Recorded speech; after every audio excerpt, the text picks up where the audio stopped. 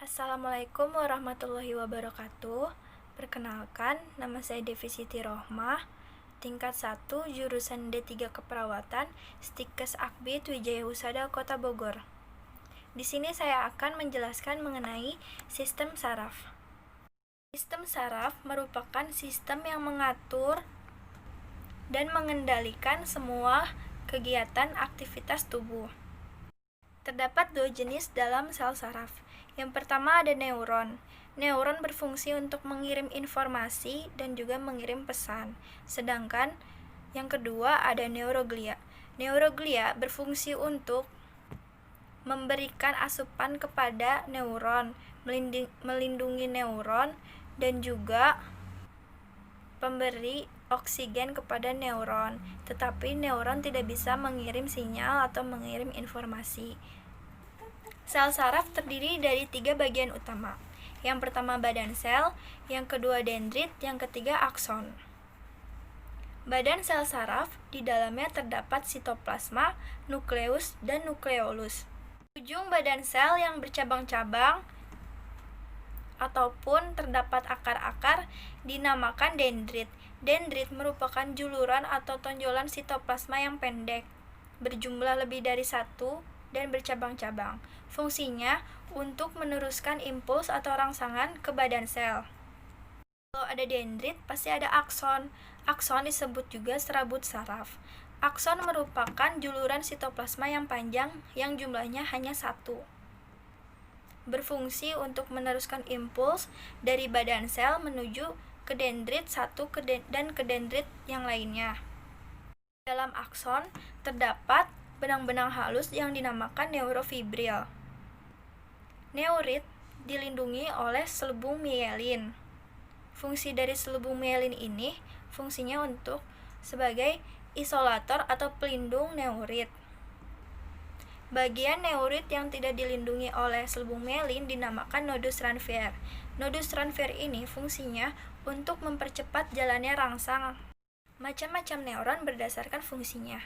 Yang pertama ada neuron sensorik, berfungsi untuk meneruskan impuls atau rangsangan dari reseptor penerima rangsang menuju ke sistem saraf pusat, yaitu otak dan sumsum tulang belakang. Yang kedua ada neuron konektor. Neuron konektor ini fungsinya untuk meneruskan impuls dari neuron sensorik menuju ke neuron motorik. Neuron motorik di sini berfungsi untuk membawa impuls atau rangsangan dari saraf pusat menuju ke efektor. Efektor di sini diartikan sebagai pemberi respon, yaitu otot dan kelenjar. Macam-macam neuron berdasarkan struktur. Yang pertama ada neuron unipolar. Neuron unipolar terdiri dari 1 neurit dan 1 dendrit. Yang kedua ada neuron bipolar yang terdiri dari 1 neurit dan 2 dendrit. Yang ketiga ada neuron multipolar yang terdiri dari 1 neurit dan beberapa dendrit. Sistem saraf pusat terdiri dari 2 bagian. Yang pertama ada otak, yang kedua ada sumsum tulang belakang. Otak terdiri dari 10 miliar neuron, sedangkan sumsum tulang belakang terdiri dari 10 juta neuron.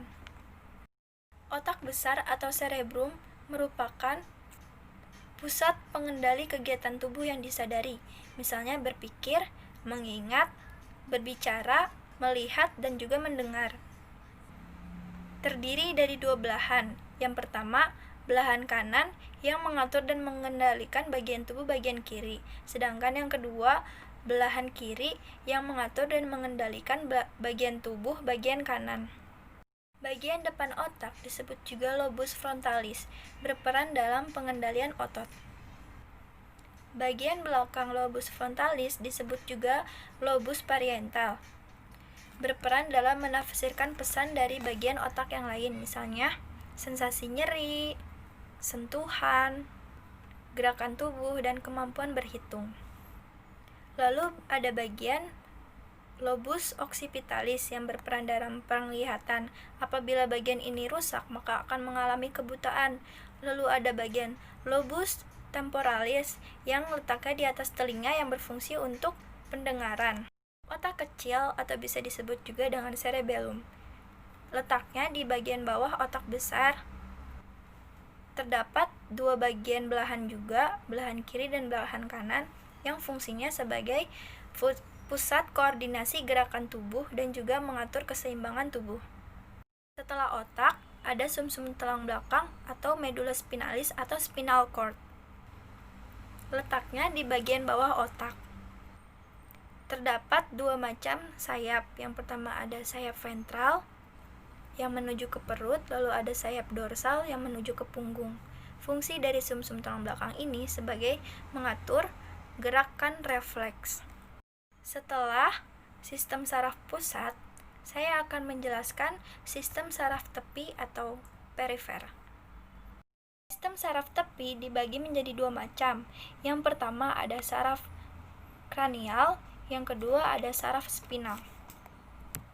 Saraf kranial terdiri dari 12 pasang serabut saraf otak, 3 pasang serabut saraf sensorik, 5 pasang serabut saraf motorik, 4 pasang serabut saraf gabungan. Yang kedua ada saraf spinal yang terdiri dari 30 pasang saraf sumsum tulang belakang. Yang pertama ada 8 pasang saraf leher. Yang kedua ada 12 pasang saraf punggung. Yang ketiga ada 5 pasang saraf pinggang. Yang keempat ada 5 saraf pinggul. Yang kelima atau yang terakhir ada 1 saraf ekor. Lalu sistem saraf berdasarkan fungsinya dibagi menjadi dua. Yang pertama saraf somatik, berperan untuk membawa dan menghantarkan impuls atau rangsangan menuju ke sistem saraf pusat. Bekerja dalam kondisi sadar, cara kerjanya yaitu informasi dari otak disalurkan ke otot. Lalu respon dari otot disalurkan lagi ke otak. Saraf ini menyebabkan gerakan yang disadari. Misalnya, tangan kita terkena panci panas, lalu kita akan refleks untuk menarik tangan kita kembali karena merasakan sensasi panasnya. Yang kedua, ada saraf otonom atau auto, berperan dalam mengatur dan mengendalikan gerakan tubuh yang tidak disadari. Contohnya bernapas, aliran jantung, aliran darah, dan juga proses. Sekian dan terima kasih. Mohon maaf apabila ada kesalahan. Wassalamualaikum warahmatullahi wabarakatuh.